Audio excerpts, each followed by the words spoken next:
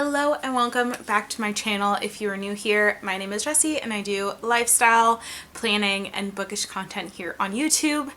And today, this is the birth story of our son and I hope you enjoy. It was a crazy long 4 days. So without further ado, let's dive right in.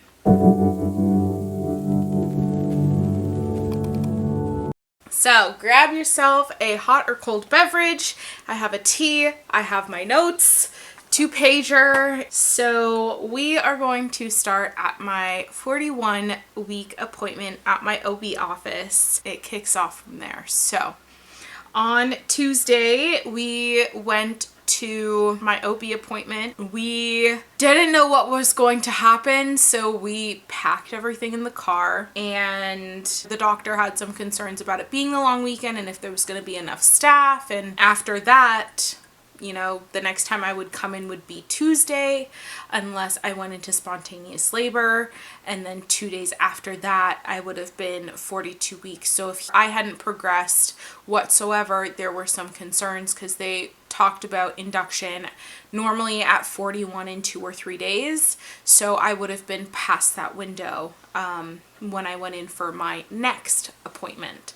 So we decided to do a Foley because I was only a centimeter dilated. So we decided to do a Foley, which is the same object as a catheter when they insert it, but instead of going as a catheter to collect urine, what they do is they insert it through the vagina, through the cervix, and they fill it up with water so it acts like a balloon, and that balloon sits on the opening of your cervix to help it dilate using that pressure of the water. After our appointment, well, during the appointment, we decided this is what we were going to do. We went up to the hospital, got checked in, and got situated and waited for the OB doctor to finish her practice and then come insert the Foley.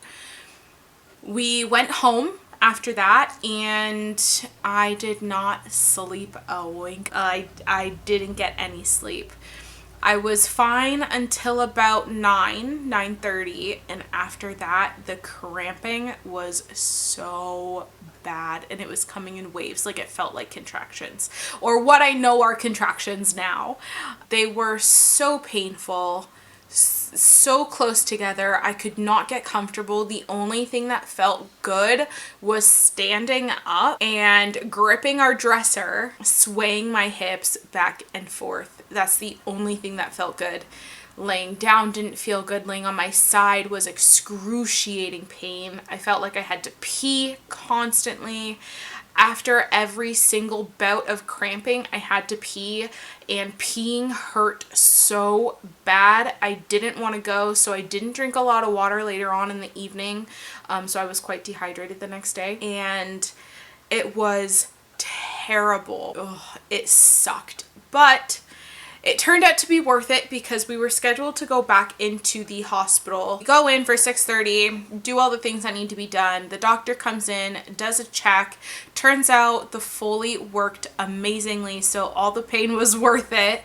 And the painful drive to the hospital was worth it because the Foley was actually sitting in my uterus. Sitting in the vaginal canal. So I had actually dilated to 5 centimeters, and the Foley normally dilates you to 3 or 4 centimeters. So it had worked extremely well, and the reason that I was in so much pain is because it was just sitting in my vaginal canal. So that was really, really great. And so we weren't admitted to the hospital, but I was supposed to get inducted that day if nothing progressed. Since the Foley worked so well, we stayed in the hospital for about 6 or 7 hours, and I was not progressing into labor. I had on and off extremely small contractions to where I was barely feeling them, or I wasn't feeling them at this point. I will go back and say the Foley cramping I had felt before, and it was when I had my IUD in and my body was rejecting the IUD. The cramping was so bad, and standing and swaying my hips were the only thing that helped. They would wake me up out of bed until I got it out like 5 months later. But anyways, so we were talking about an induction, but then they had 2 emergency labors come in. So we talked and we decided that I was going to go home. They sent me home. And during that conversation, we talked about, being home in a comfortable environment may boost oxytocin, which could send me into labor spontaneously, a constant labor.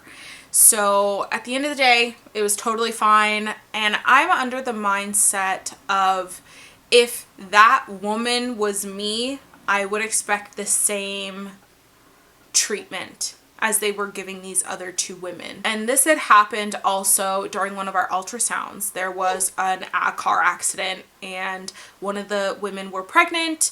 Obviously with that, they do an emergency ultrasound. So our ultrasound was pushed like 45 minutes to an hour. And there was another couple there and they were so angry because they were after us. And at the end of the day, I was talking to my husband on our way home and I was like, I don't know why people get so upset with those things. Like, you're pregnant, waiting to go have an ultrasound. And if that was you who had been in an accident, worried about if your unborn child was okay, you would expect the same treatment. So we were not upset whatsoever. We went home. I got some much needed rest. I felt so good the next day. But around 4 a.m., again, we were supposed to go in for 6:30 again. So this is now Thursday. And around 4 a.m., I started having contractions. I did all the things that I needed to do. We got ready and we left. I had some contractions on the drive, and pretty much as soon as we got to the hospital, I hardly had any or none that I was feeling. So again, we get there for 6:30. They do all the things. This time they're admitting me. They're like, we're not sending you home. They checked me, and it's funny because we had asked on the day before, on the Wednesday, is it possible to degress in dilation? And she said it's extremely rare. Well, we go in Thursday, they do a check, and I'm 4 centimeters dilated now, not 5. So this was the day that we knew. We had this conversation previously on the Wednesday, the day before, that the OB that we had was going to need to leave. And the clinic that we go to is a team of OBs, so you're not always going to see the same one every appointment. So the next OB that was coming in, the OB that we had previous up to this point, was very much in contact with her overnight, gave her all the information she needed. They talked about steps going forward so they could relate to me. So we decided to, at this point, wait a few hours since I was having contractions to see how my body was going to do. We did also know at this point that little man was stuck on my pelvis, and our hope was with stronger contractions, he would, like, the pressure of going down would kind of bump him away from my pelvic bone and he would engage. And hindsight 2020, that didn't happen, but that was the hope. So we waited another 5 or 6 hours and I just was not progressing. At this time, we had a big group meeting, both doctors, the nurses that we had, as well as my husband and I, all in the room together, talked about our options, and we decided I was gonna need to be induced. And we decided the method of induction that I was going to go through, and that was oxytocin in pill form. We ended up doing 3 doses. The contractions started and they were fine, super manageable. And then they slowly started getting longer and more intense, obviously. But we actually stopped at the 3rd dose because they were getting long and it wasn't healthy. It wasn't normal. And by stopping it every half hour, the strength lessens by 50%. So this pill eventually was totally out of my system, but the contractions that I were having were still that unhealthy length, to the point where my contractions were getting to be 2.5 to 3 minutes with no letdown. There was no like breathability. Normally, you have that gradual up and down to where you can take a breath. I wasn't getting those. And little man also still hadn't moved around my pelvis, and I still hadn't progressed whatsoever in dilation. We left it.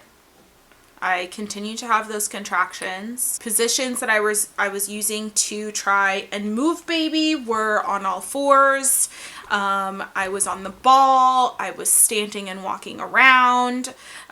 Just regular laying on my back, kind of sitting up. I tried laying on my sides. I tried the peanut ball. Nothing was working to move him. And so we are probably around like 9-10 p.m. and I needed something for the pain. So we tried nitrous oxide, laughing gas, gas and air, whatever you want to call it. And I did that for about 2 hours with no relief. They say that nitrous oxide doesn't take the pain away, but it takes you away, and I did not experience that whatsoever. And so eventually I was like, I need something more stronger. Like, I need like an epidural. Like, this is getting unbearable. Like, I very vocal during these contractions, and again, there's no letdown. Like, and on a pain scale, I've been in quite a lot of pain with, the IUD cramping as well as my back spasms. And so my pain scale is quite differentiated, I would say. And I was getting to like an 8 and a 9. Like, I was like, I can't do this. At the point of nitrous oxide, I was probably like a 6.5 to a 7. I was like, okay, I could use a little something. This is getting a little more difficult. But I was getting to like an 8 to a 9. And that peak was a 10. Like, I was crying. I was vocalizing through the peak of those contractions, trying to breathe through them. And up until this point, I was breathing through them, but it was not easy. Like, I was getting to the point at the end, right before the epidural, where like the contractions were happening. My whole body would go into the cold sweats. I was starting to feel lightheaded. It was not a good time whatsoever. So she's like, okay, well, we need to do an IV. We'll do that while we wait for the anesthesiologist. And I said, okay, perfectly fine. Oh, this poor nurse, she could not find a vein. She was looking on both my arms, and she normally likes to do it in the forearm, but she just could not find a vein. And so she had to do it in the back of my hand. And this experience was the first time my husband almost passed out. So she ended up needing to put a blood pressure cuff on my arm, and she had to leave it there for like 2 or 3 minutes. So my arm was numb, but painfully numb. And so I'm having these like contractions that I'm dealing with, and then she's digging around in the back of my hand to find a vein to put this IV in. And she had to, like, I don't know how long it actually was, but it felt like at least 2 or 3 minutes, looking back on it now, that she was digging around in my hand. It was probably less than that, but that's what it felt like. And she eventually got it. My hand hurt so bad. I was not screaming, but I was like gritting my teeth and like grunting through this whole process. Eventually we get it, and I'm like, okay, we wait for the anesthesiologist. She comes in, she does her thing. And that was the second time my husband almost passed out, because he knows what's going on, but he's not watching it. But he's in front of me, and they ask you to curl your back like a cat, like this. So all of your vertebrae open, and they can get the tube through your vertebrae into where it needs to go. So she comes and she's doing it, and the numbing needle was like little cold pricks, but it didn't hurt. It was just more of like when someone puts an ice cube on your back and you're like, ooh, that's what the numbing needle felt like. That's it. But she inserted the epidural process extremely well, and I could wiggle my feet, I could move my legs. After like a half hour was fantastic. It's like midnight. I'm so tired. My body is exhausted. Every single time I got cold, my whole body would shake uncontrollably. And it took a lot of time for my body to come down from those shakes. The doctor said that it was probably a combination of everything, the pain that my body had been through, being cold, and then also being exhausted. I will also say that the nurses, or one nurse in particular, my husband and I were talking about this and we still talk about this, is Taylor. She'll probably never see this video, but you made our entire hospital experience so amazing. We would have not had the experience we did without you. Thank you so much. You are an amazing nurse and I hope everything works out for you. But after the epidural, my husband and I both slept amazingly. I ended up needing a catheter a few hours later. I had gone to the bathroom right before she needed to start what she needed to start. Got the catheter and we slept all night. Lindsay had come and checked on us maybe once or twice throughout the evening, throughout the rest of the night. And then Friday morning, Lindsay had come in around 7 or 8, 7:30, maybe 7:30 maybe. She did a check and I was still only 6 centimeters dilated. That was probably flag number 1. She said, you know, with the epidural and stuff, you're progressing slower than what we would like at this point. But let's give it a few hours, maybe with you being awake, and we can, you know, try different positions to see if we can get baby to move a little bit more. Now that your body's relaxed, baby's probably more relaxed as well. So I said, okay, no problem. So we did that for about 2 hours. About 2 hours. So we're probably at like 9 o'clock, 9:30 now. And she comes back and baby's heart rate kept spiking every single time that I had a contraction. And with the contractions not really slowing down, it was flag number 2 that he was going to, like, he was in distress every single time I was contracting. And then he was still stuck on my pelvis. That was flag number 3. Around 9:30, 10 o'clock, we had the discussion about him not moving and me needing a cesarean. So we made the informed decision to go ahead with it. It was kind of perfect timing once she checked with the OR and stuff, because they were just in a surgery that would be done around 10 and I could go in. So we go, they prep me, we do all the things, Tyler's prepped, they bring us down to the OR. Tyler stayed out while they did everything they needed to do with me, chit-chatting, and it was actually funny because when they were reeling me out of our room that we were currently in, we were rolling by and one of the doctors, he was actually ended up being our discharge doctor, was like, your hair is so beautiful, you know, be calm, they do this all the time. And I was like, thank you and thank you, and I was started to shake uncontrollably again because I was getting cold and I knew it was going to be worse in the OR room. So we're waiting outside. I'm on the bed waiting outside the OR room, and then, you know, more doctors come out and we talk, and, you know, they walk me through the procedure and everything that's going to happen, and everything's great. We go into the OR room and the doctor, like the actual surgeon, was fantastic, but who made that experience was actually the anesthesiologist. His name was Keith. Keith, you're a superstar. He was so great. He chatted, checked in with me. You can't eat when you have an epidural, so I hadn't eaten anything. Once we decided that I was going to have the cesarean, I wasn't allowed to drink any water.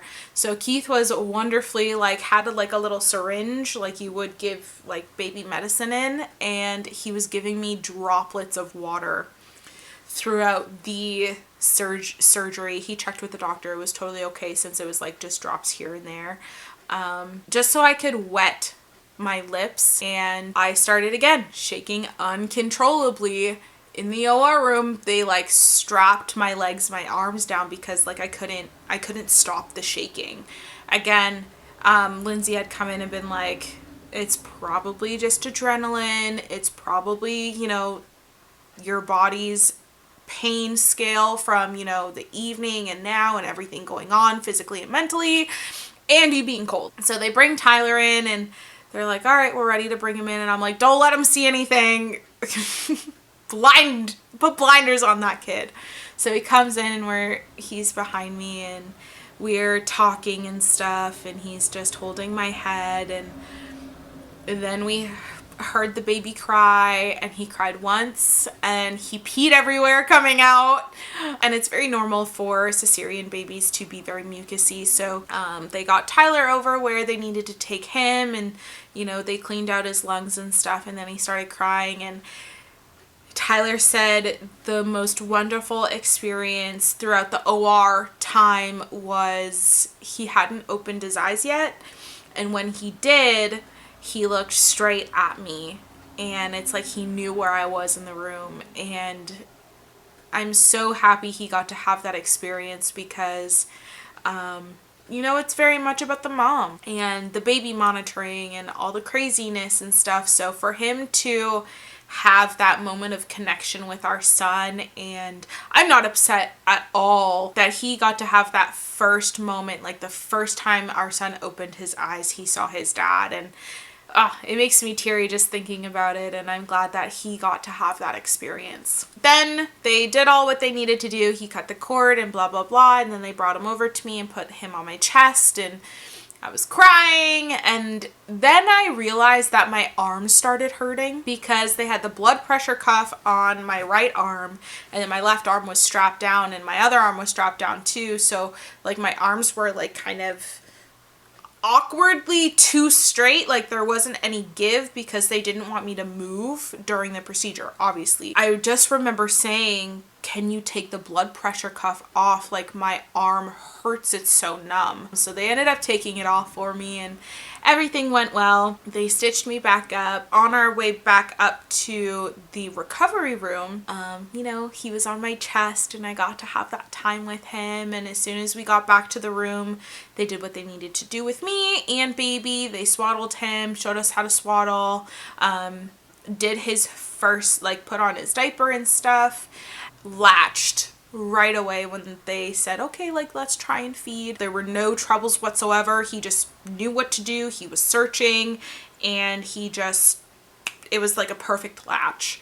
And I was so happy about that. And then he threw up everywhere. They had a suspicion that he had a bowel movement before coming out, and that's why he had peed when he was out in the air. And the puke that he did was all mucusy and brown stuff in it, and it wasn't a good time. That might have been a little bit TMI, but after that he was very squirmy as well until that, and then he totally calmed down, so he needed to get that out of his system. But it just confirmed what they had thought, and so he was monitored pretty well after that. We did golden hour, totally fine, everything they needed to do after that was done on myself or Tyler. Again, Taylor was wonderful. The nurses we had overnight were great. But yeah, it was really wonderful. The experience again was really good. Every single person that was a part of our team throughout the whole process of being in the hospital were fantastic and really made the experience what it was and everything that it could be. I was very go with the flow and very open-minded throughout my whole pregnancy about what birth would or could look like for me. Because in the beginning with my back problems, I didn't think that I was going to be able to have a vaginal birth. And then after physio, being told, hey, I don't see any reasons why you couldn't, opened a totally new door for me. And even though a vaginal birth did not happen for me, I'm glad that I had the experience of labor, regardless of what that experience actually looked like. And Tyler and I were very adamant, and I was very adamant about this, even in my heart, I had a feeling we were going to end up in a cesarean situation, and it did, but just anything that requires me and baby to be healthy and safe and happy at the end of the day. I don't care how he gets here. And I'm really, really glad that I had that mindset going in, because there were a lot of changes, some difficulties, but throughout the whole process, the number one tip I could ever give anybody as a first-time mom or parent, seasoned, someone just going in for surgery, or, you know, a loved one, is be as knowledgeable and informed as you possibly can be. And I am a firm believer of, if you're not knowledgeable or you're not given the information you need, that's when panic and worry start to happen. And that's when non-informed decisions are made. I did so much research. We asked so many questions. And our doctors and nurses were so wonderful about answering all the questions, going over everything with us. Like when we were talking about induction, what are the pros and cons of each? I had done my own research, but I also wanted to talk to them and see what their opinions were. Because, you know, like, research can be done in different parts of your own province or different parts of the world or your country, and things can be different in every single hospital. So I wanted to know the specifics for my situation. What are the pros and cons for me and my situation with my child? And again, be as informed as possible. Ask the stupid small questions. Ask if you have any doubt whatsoever. Ask your questions. Question everything if you need to, because a good doctor won't dismiss you. A good nurse will give you the information you need and you want, regardless if you ask it once or 50,000 times. They will not make you feel inferior or stupid for asking your questions. Have faith in your team. We were asking Taylor all sorts of stuff. I don't know if she was okay with it, but she seemed super chatty and she was good. We actually joked Thursday. She was like, "Don't have your baby yet. I want to be here when it happens." Because she was on days, and, you know, she came back. She's like, "I didn't mean it." I was like, "It's your fault he's not here." She's like, "No." So we were joking around and having laughs in between the, you know, the pain. And, you know, the people on your team really make your experience and your mindset going in make the experience. Be open-minded. Yes, we had a plan for both situations. But again, having that wonderful discussion with both of the doctors, the nurses were in the room putting in their 2 cents and listening to us, and as well as my husband and I, like, we were all such on the same page that it made me feel, and my husband feel, very at ease. A little rant, but I feel like that is an extremely important bit of information and advice that I could give anybody going through anything, not even just childbirth, but like any surgery or experience you're going through medically.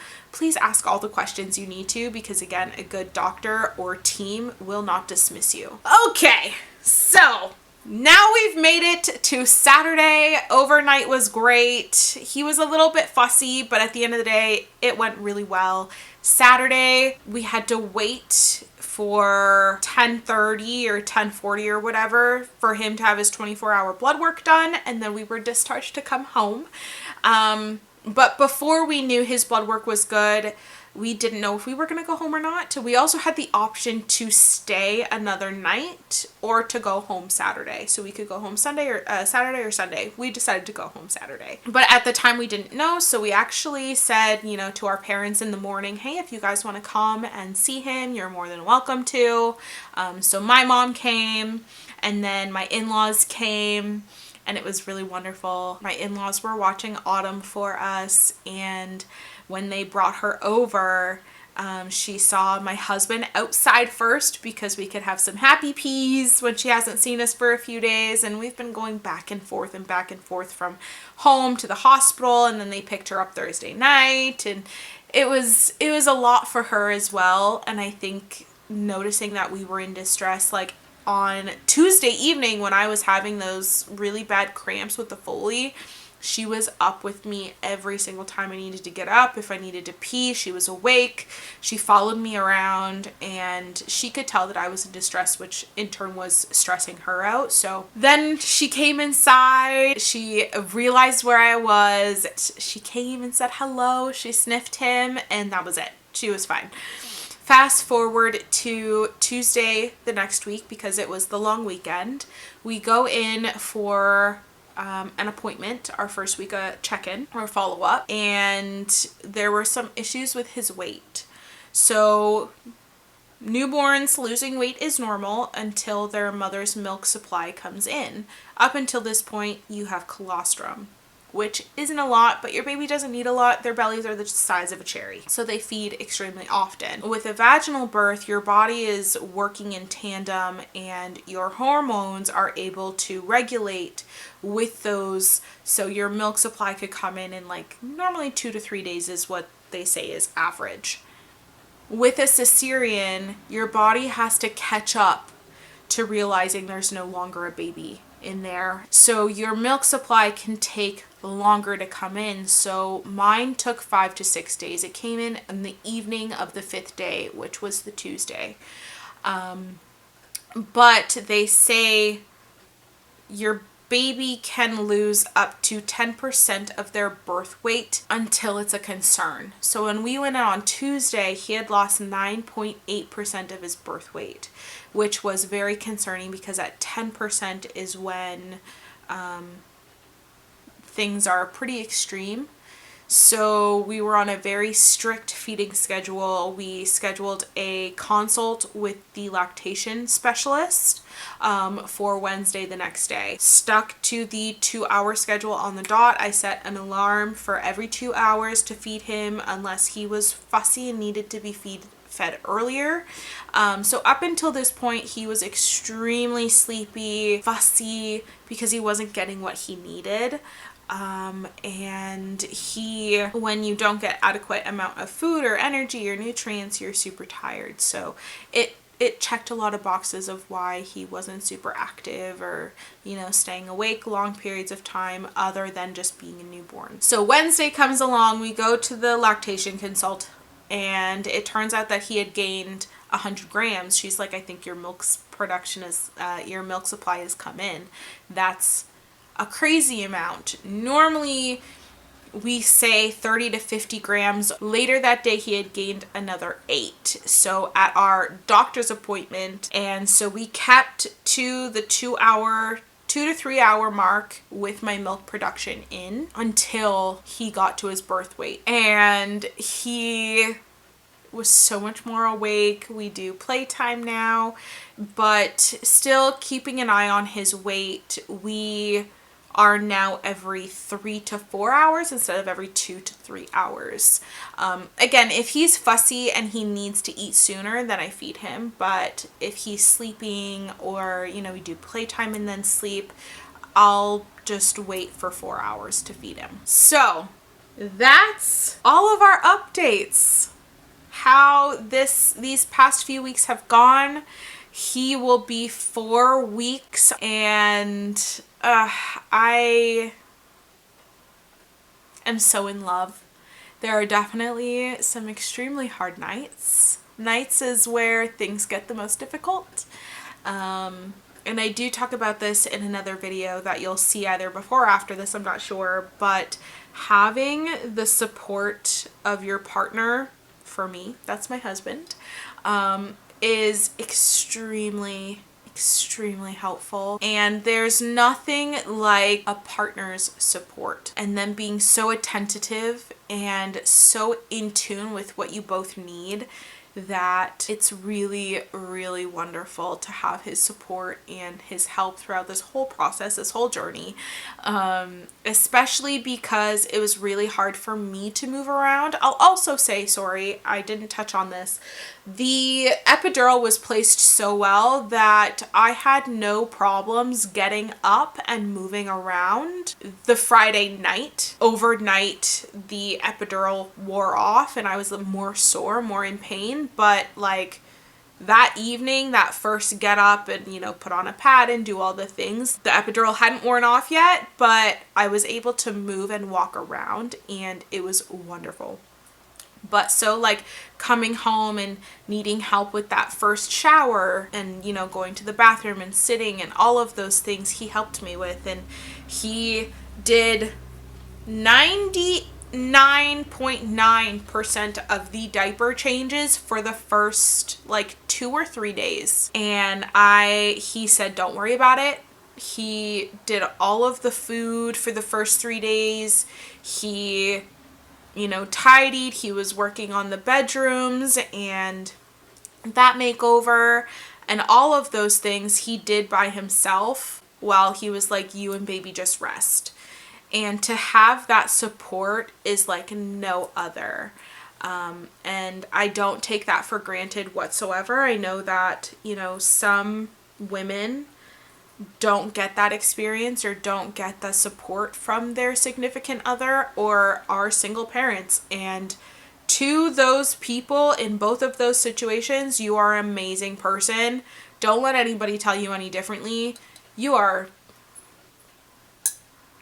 I envy your strength, honestly, because doing this with 2 people who are tentative and organized and, you know, very much on the same page, to do this by yourself 24/7. Obviously you have your village and they help you and stuff, but to do this by yourself, you're an amazing human being. That is all what we've done the last few weeks. How birth went, mentally, physically, emotionally. A crazy long 4 days of back and forth and driving, and it was a roller coaster. But again, at the end of the day, I wouldn't change it for the world. We're both here, happy, healthy, and safe, and that's all that I could ever ask for out of the experience.